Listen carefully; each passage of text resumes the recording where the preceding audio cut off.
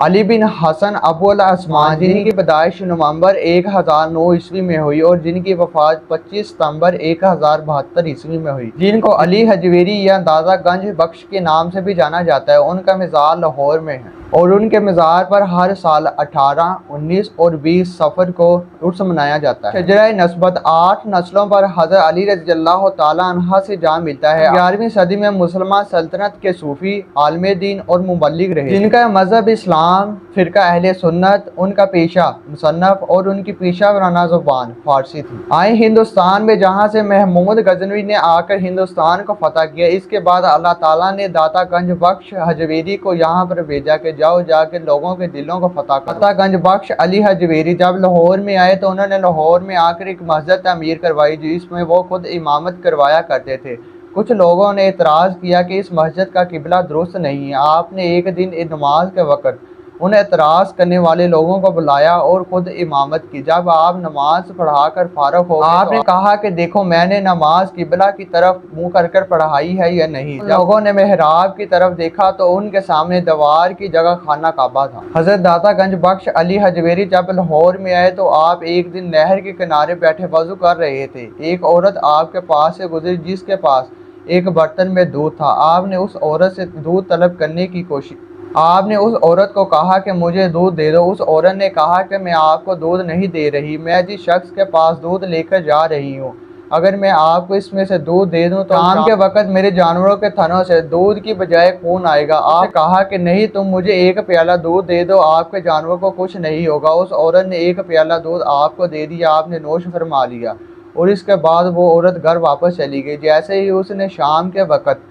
اپنے جانوروں سے دودھ دونا شروع کیا تو ان کے جانوروں کا دودھ ہی ختم نہیں ہو رہا تھا۔ انہوں نے بقایا گوالوں کو بھی بتایا کہ وہاں پر ایک بزرگ ہے جس کو میں نے ایک دودھ کا پیالہ دیا تھا، جس کی وجہ سے شام کے وقت میرے جانوروں کے تھلوں سے دودھ ہی آیا، اس کی بجائے خون نہیں آیا اور اس جادوگر کا جادو کام نہیں کیا۔ آہستہ آہستہ لوگ اس جادوگر کے پاس جانا کم ہو گئے۔ ایک دن اس نے اپنے چیلے سے کہا کہ دیکھو کیا معاملہ ہے کہ لوگ ہمارے پاس بہت کم آ رہے ہیں۔ اس نے جب آ کر دیکھا کہ دادا صاحب کے پاس لوگ بہت زیادہ موجود ہیں، وہ چیلا آیا اور آ کر دادا صاحب کا مرید ہو گیا۔ اس جادوگر نے دوسرا چیلا بھیجا، وہ بھی آ کر دادا صاحب کا مرید ہو گیا۔ اس جادوگر نے تیسرا چیلا بھیجا، وہ بھی آ کر دادا صاحب کا مرید ہو گیا۔ ایک دن وہ جادوگر خود آیا کہ میں دیکھو یہ کون سا بزرگ ہے۔ جب آپ کے پاس آیا تو ہوا میں اڑنے اور کہا کہ تم بھی کچھ میری طرح کر کے دکھاؤ۔ داتا گنج بخش علی حجویری رحمۃ اللہ علیہ نے اپنے جوتے ہوا میں اڑا دیے اور کہا کہ اسے نیچے لے کر آؤ۔ جب جوتے اس کے سر سے اوپر چلے گئے، اس کے سر میں پڑنے لگے تو وہ نیچے آ گیا اور خود ہی آ کر داتا صاحب کا مرید بن گیا۔ میری ناقص رائے کے مطابق اگر یہ میں بات کہوں تو یہ بات غلط نہیں ہوگی۔ دنیا میں بہت سے ستارے ہیں لیکن چاند حضرت داتا گنج بخش علی حجویری رحمۃ اللہ علیہ ہیں۔ وہ لوگ بھی اس دنیا میں کامیاب ہوگا اور فیض یاب ہوگا، وہ حضرت داتا گنج بخش علی حجویری کے فیض سے ہی فیض یاب ہوگا۔ جب ہم حضرت داتا گنج بخش علی حجویری کے مزار پر جاتے ہیں تو ہم سب سے پہلے دیکھتے ہیں کہ کوئی چیز کھانے کو مل جائے۔